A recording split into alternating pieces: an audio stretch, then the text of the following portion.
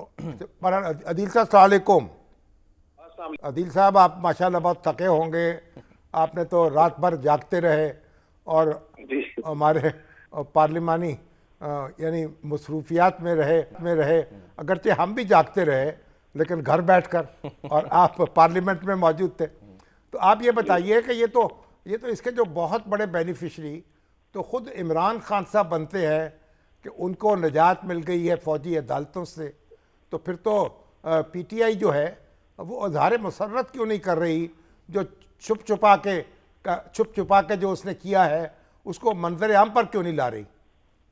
बिलावल साहब जब कल फ्लोर ऑफ दी हाउस पे थे ना, तो वो पीटीआई को यही कह रहे थे कि ये जो कुछ हुआ है वो, यानी वो दबे लफ्जों में ये कह रहे थे कि ये जो बड़ी अचीवमेंट थी, वो जो क्लॉजेस कुछ निकली हैं, असल में इसका क्रेडिट वो कह रहे थे जाता भी आप लोगों को है। वो इनडायरेक्टली ये कह रहे थे वो आपका उसमें बड़ा किरदार था, लेकिन आपने उसकी ऑनरशिप नहीं ली। आप उसमें, आपको इस प्रोसेस का हिस्सा बनना चाहिए था। असल में पीटीआई की जो बाहर की आदत है, ये जब खान साहब से मिलने गई ना, तो खान साहब ने उनकी जो क्लास ली कि मेरे बाहर निकलने से मुताल्लिक क्या मामला है, उन्होंने इसको लिंक कर दिया पीटीआई ने, बानी पीटीआई को रिलीफ दिया जाए। लेकिन इसमें कोई शक नहीं है कि पीटीआई ना सिर्फ इस सारे मामले में एक बड़ी स्टेक होल्डर थी, बल्कि शामी साहब बिल्कुल दुरुस्त है, ये सबसे बड़ी बेनिफिशियरी है। बेनिफिशियरी किस तरह है कि आइन का आर्टिकल 8 जो ये कहता है कि कोई कानून जो कि फंडामेंटल राइट से मुताबिक होगा वो कालेदम करार दे दिया जाएगा।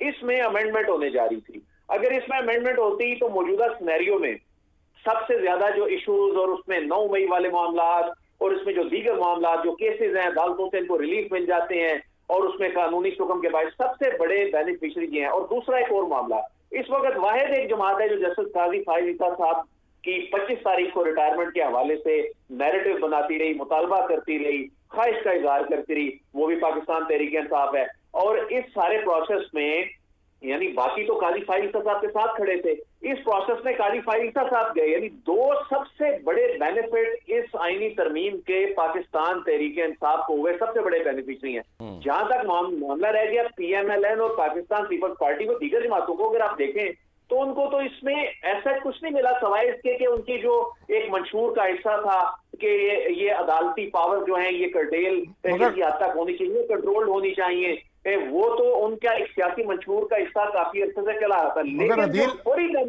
अदील साहब, एक तहफ़्फ़ुज़ का एहसास तो मिल गया ना। अब उनको पता लगा कि उनके अक़ब के पीछे दीवार है, कोई वहां से खंजर नहीं घोंपा जाएगा। ये तो उनको इत्मीनान हो गया ना। अच्छा, ये भी अगर देखा जाए तो इसको भी खुद नून लीग ने शामी साहब बहुत एग्जैजरेट किया। मिसाल के तौर पे वो जजेस सिस्टम के अंदर मौजूद हैं, चीफ जस्टिस ऑफ पाकिस्तान की जो पावर है वो इसमें ऐसा थोड़ी होना था कि अगर कोई एक शख्स बन जाए चीफ जस्टिस ऑफ पाकिस्तान, वहां एक कमेटी है, एक प्रोसेस है, एक तरीकाकार है, उसमें खौफ ज्यादा था। ऐसे कोई एविडेंस ग्राउंड के ऊपर नहीं थे कि ये जी 25 तारीख की तब्दीली होगी और हुकूमत कोलैप्स कर जाएगी। ज़ाहिर एक निजाम है, सिस्टम है, प्रैक्टिस एंड प्रोसीजर की कमेटी है, उसमें दीगर। मगर दूध का जला हुआ छाछ भी तो फूंक फूंक के पीता है ना।